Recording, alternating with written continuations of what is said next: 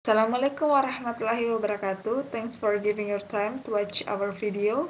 And we are from Group 7 yang beranggotakan saya sendiri, Adinda Kamarudin, Nusal Antiatul Kadri, dengan Rina Musliha. Dan adapun materi yang akan kami bawakan yaitu mengenai model dan metode pembelajaran. Pertama yaitu model pembelajaran.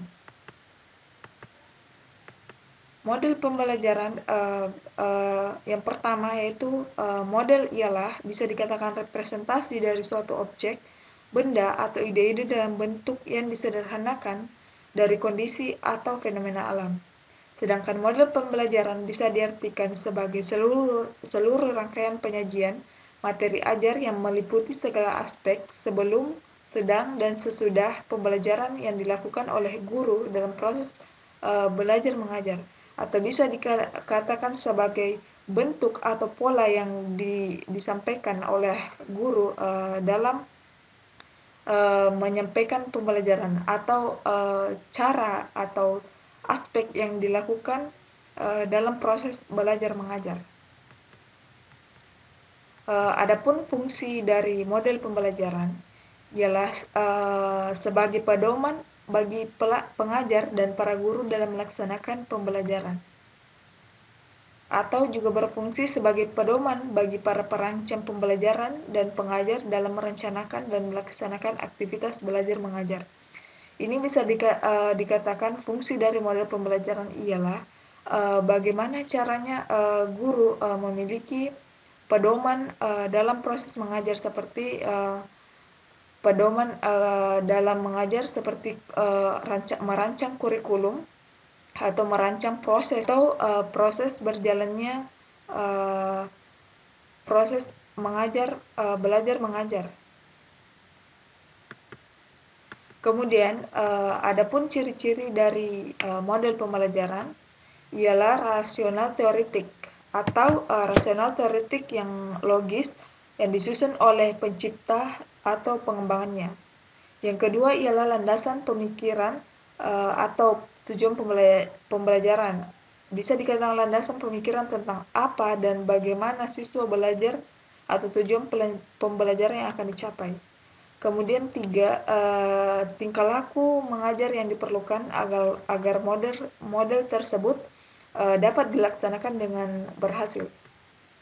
Dan terakhir ialah lingkungan belajar yang diperlukan agar tujuan pembelajaran itu dapat tercapai. Selanjutnya adalah macam-macam model pembelajaran. Yang pertama ada example, small example, kemudian number head together, kemudian cooperative script, kepala bernomor struktur, student team achievement, jigsaw, problem based introduction, artikulasi, mind mapping, make a match, think, pair and share, debat, role playing, group investigation, talking stick, bertukar pasangan, snowball throwing, student facilitator and explaining, demonstration, tebak kata, kooperatif atau cooperative learning, contextual teaching and learning, keliling kelompok, dan terakhir ada inside outside circle. Dalam metode pembelajaran, dalam belajar tentunya memerlukan beberapa metode-metode khusus untuk mencapai tujuan belajar. Apa sih pengertian metode? Metode adalah suatu proses atau cara sistematis yang digunakan untuk mencapai tujuan tertentu dengan efisien, biasanya dalam urutan langkah-langkah tetap yang teratur. Kemudian, metode pembelajaran adalah proses penyampaian materi kepada peserta didik yang dilakukan secara sistematis dan teratur oleh tenaga pengajar atau guru. Selanjutnya adalah metode pembelajaran. Adapun metode pembelajaran dalam proses belajar, yang pertama adalah metode konvensional atau metode ceramah. Metode ini adalah metode pengajaran dengan cara berceramah atau menyampaikan informasi secara lisan kepada siswa.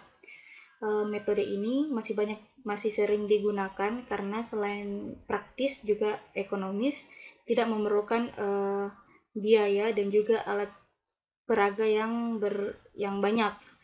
Kemudian ada metode diskusi. Metode ini merupakan metode pembelajaran yang erat hubungannya dengan belajar dalam pemecahan masalah. Kemudian ada metode demonstrasi.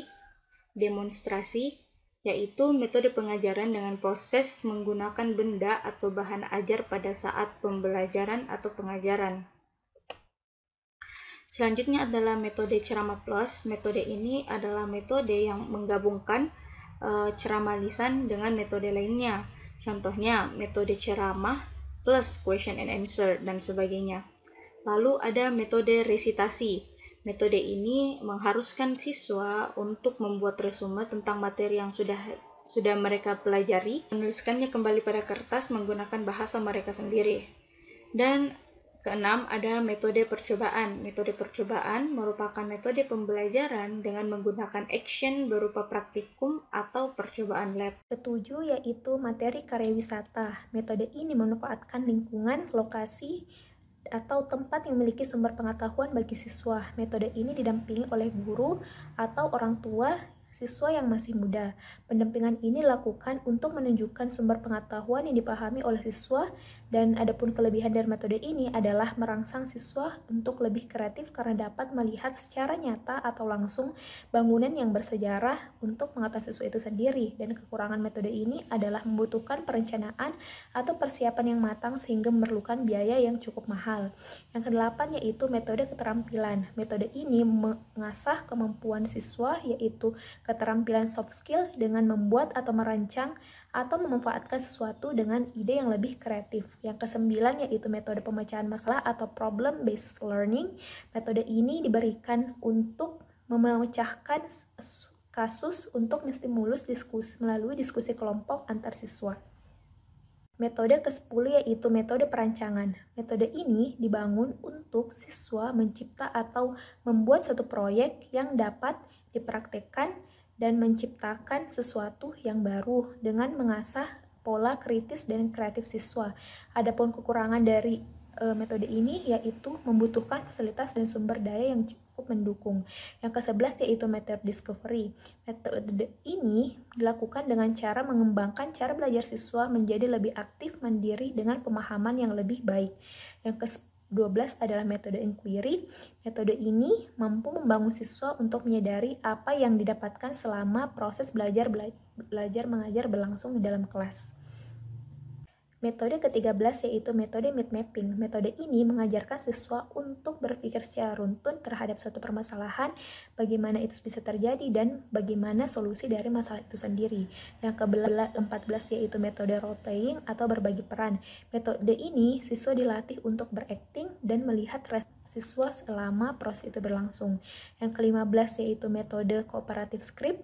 Dengan metode ini memasangkan siswa dan secara lisan menuntut siswa untuk mengutarakan intisari materi yang telah mereka dapatkan pada proses belajar mengajar berlangsung.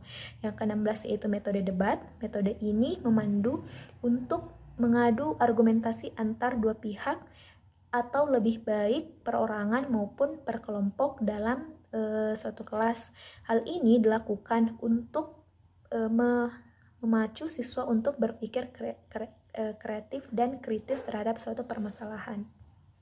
Metode ke-17 yaitu metode mengajar beregu atau team teaching method. Metode ini dilakukan oleh satu atau lebih dari satu pengajar dengan diberikan jadwal yang berbeda oleh beberapa pengajar. Yang ke-18 yaitu metode mengajar sesama teman atau peer teaching method. Metode ini dilakukan dengan cara berdiskusi antar kelompok dan juga mempresentasikan hasil dari diskusi masing-masing kelompok di depan kelas. Yang ke-19 yaitu metode bagian, yaitu memberikan sebagian materi dan kemudian dilanjutkan dengan kelompok yang lain. Misalnya sambung ayat yang dibacakan oleh satu siswa dan kemudian dibacakan oleh siswa yang lain. Kemudian yang ke-20 yaitu metode global. Metode ini mengajarkan pada siswa keseluruhan materi, kemudian siswa membuat resume terhadap intisari materi tersebut dan dengan apa-apa saja yang mereka pahami dari materi yang telah dijelaskan sebelumnya. Baiklah, itulah presentasi dari kelompok kami. Wassalamualaikum warahmatullahi wabarakatuh.